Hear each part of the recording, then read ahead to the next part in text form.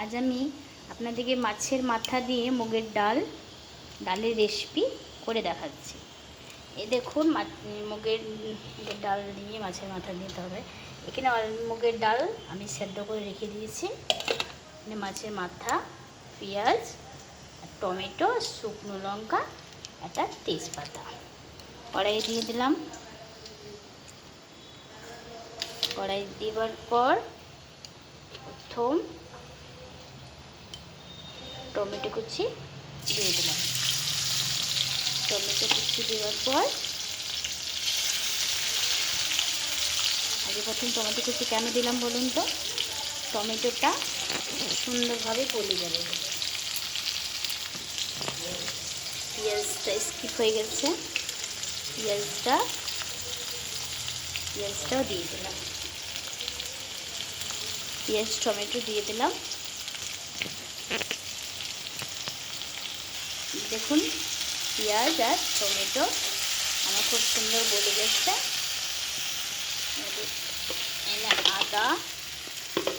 আদা রসুন বাটা একটু দিয়ে দিলাম। আমার মেয়ে ঝাল খায় না, ঝালটা একটু কম দিয়েছি। একটা ছোট্ট পাড়া কাঁচা লঙ্কা আর একটু আদা, একটু রসুন সুন্দরভাবে করে দিলাম।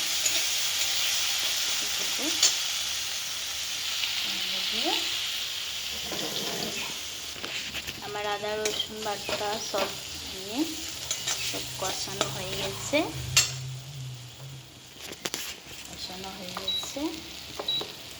মাছের মাথাটা ভেজে রেখেছিলাম আর দিয়ে দিলাম।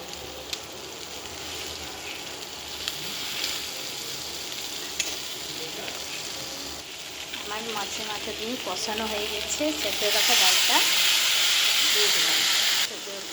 ডাল দিয়ে কষানো হয়ে গেছে। একটু গরম জল এর মধ্যে দেব। গরম জল দিয়ে দেব। আমি একটু গরম জল করেছিলাম, বেশি করবো না, ঘনই থাকবে।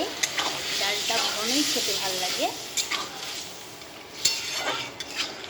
ডালটা একটু ফুটে উঠবে, আমি একটু গরম মশলা দিয়ে নামিয়ে দেবো। আমার ডালটা ফুটানো হয়ে গেছে। একটু গরম মশলা, একটু সামান্য করা গরম মশলা ছড়িয়ে দেবো। অনেক লোক ঘি দেয়, কিন্তু মাছ দিয়েছে তো দিয়ে আর ঘি দেবো না, গরম মশলা দিয়ে নামিয়ে দিলাম।